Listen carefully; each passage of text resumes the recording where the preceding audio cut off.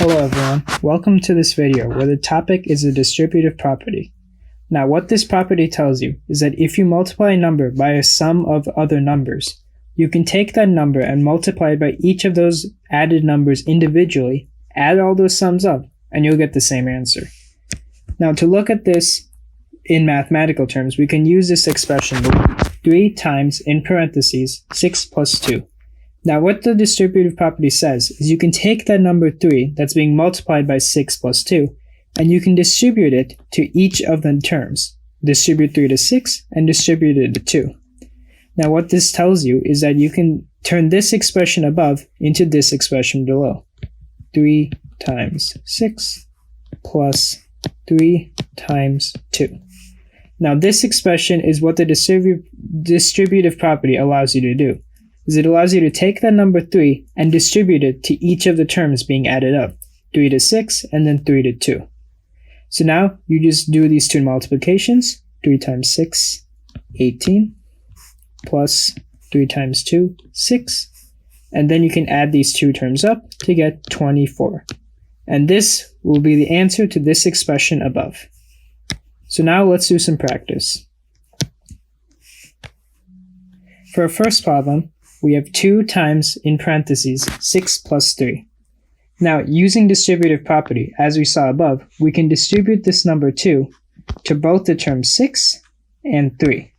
What this will turn out to be is 2 times 6 plus 2 times 3.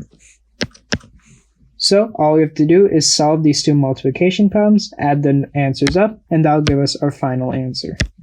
So 2 times 6 is 12, plus 2 times 3, which is equal to 6. And this result turns out to be 18. Now let's do another practice problem. Here we have 3 numbers being added up, as opposed to 2. We have 5 times, in parentheses, 2 plus 3 plus 4. Now, what's cool about the distributive property is it doesn't matter how many terms are being added up. It can be 2, 3, 5, 10, 100, it doesn't matter. You can still distribute it to each of them individually. So in this case, we will be distributing the 5 to the 2, the 3, and the 4.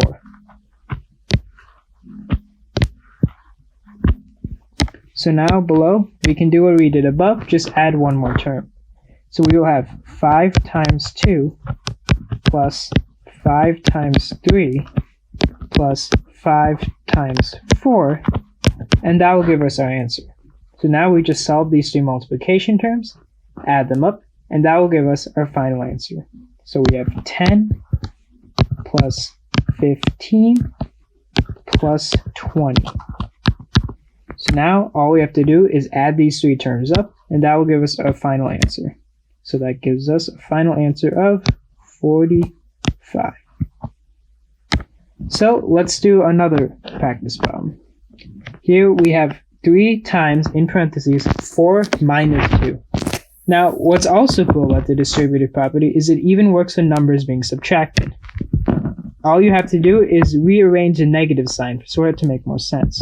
Now, this expression is the same as saying 3 times 4 plus a negative 2.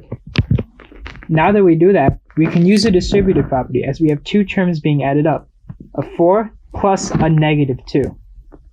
So all we have to do is distribute a 3 to each of these, add them up, and get our final answer. Distribute the 3 to 4, and distribute a 3 to the negative 2. Don't forget the negative sign. So we have 3 times 4 plus 3 times a negative 2. So all we have to do is figure out what these two multiplication equations equal, add the results up, and that will give us our answer. So we have 12 plus 3 times negative 2 is negative 6. Put that in parentheses. And so we get 6. 12 plus negative 6 is 12 minus 6, which is 6.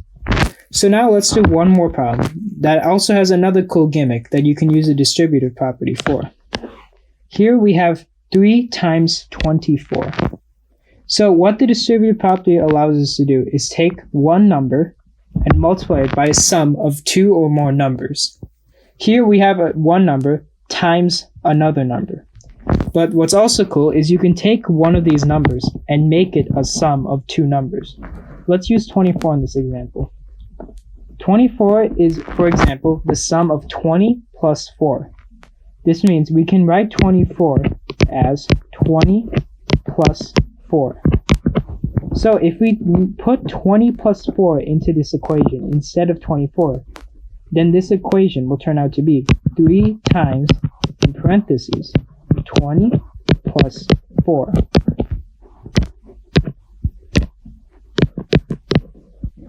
Now what we can do is we can use a distributive property.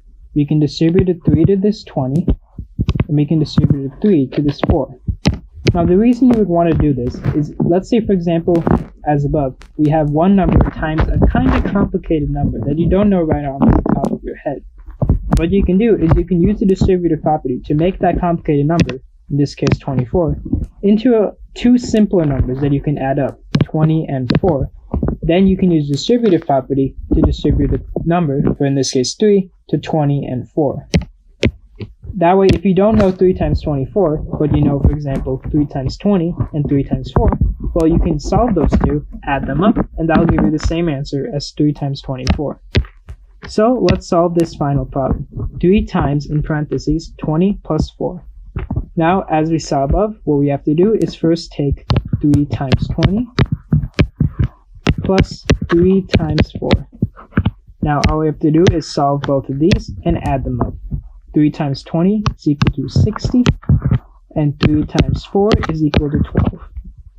Now, finally, we add these two up to get 72. What the distributive property let us do there is, even though we don't know 3 times 24, we could split it up into two terms, 20 and 4, distribute it, then solve to get 72.